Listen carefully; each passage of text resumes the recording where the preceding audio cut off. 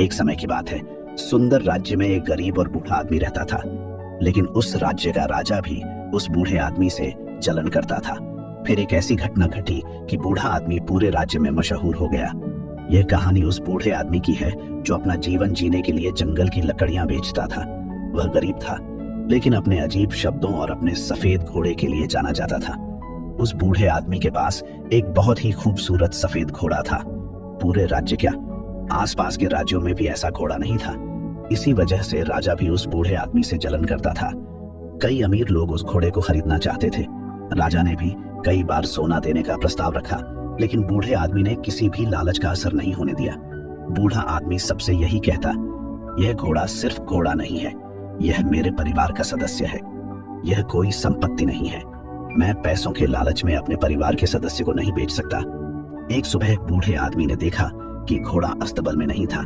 बूढ़े ने यहाँ वहां ढूंढा, लोगों से पूछा, लेकिन घोड़ा नहीं मिला। यह खबर पूरे राज्य में फैल गई। बहुत से लोग इकट्ठा हुए और बातें करने लगे। लोग कहते, हम पहले से ही जानते थे कि एक दिन घोड़ा चोरी हो जाएगा।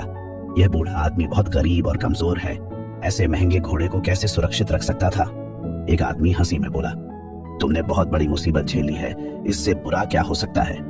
अगर तुमने घोड़े को राजा को बेच दिया होता तो तुम्हें अच्छी राशि मिल जाती और तुम अपना बुढ़ापा सुख से बिता लेते।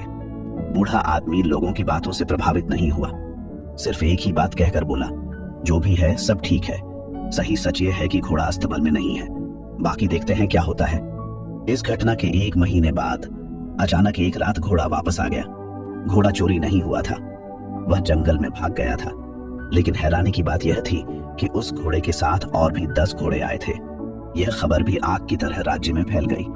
लोग फिर इकट्ठा हुए और बूढ़े से बोले, तुम सही थे, घोड़े का खोना दुर्भाग्य नहीं था, यह तो वरदान साबित हुआ। तुम्हारी किस्मत बदल गई, अब तुम घोड़ों का व्यापार कर सकते हो। बूढ़ा आदमी शांत रहा और बोला, सच तो यह है कि 12 और घोड़े आ गए हैं। जो भी है सब ठीक है, बाकी देखते हैं क्या होता है। बूढ़े का बेटा जंगली घोड़ों को पालने का काम सीखने लगा।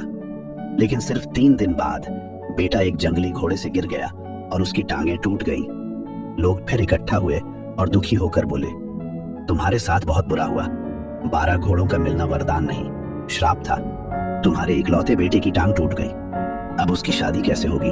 बेचारा बदनसीब है। लेकिन बूढ़ा आदमी लोगों की बातों से प्रभावित नहीं हुआ। बूढ़ा आदमी बोला, सच यह है कि बेटा एक टांग खो चुका है, यह भी सच है कि अब मुझे उसकी मदद करनी होगी। लेकिन जो भी है सब ठीक है, बाकी देखते हैं क्या होता है। कुछ समय बाद राजा के दुश्मनों ने एक बड़े सेना के साथ राज्य पर हमला कर दिया। राजा की सेना अचानक हमले से कमजोर पड़ गई, इसीलिए राज्य के सभी युवाओं को जबरदस्ती सेना में भर्ती किया गया। लेकिन बूढ़े का बेटा बच गया क्योंकि वह लंगड़ा था। लोग फिर बूढ़े के घर रोते हुए आए।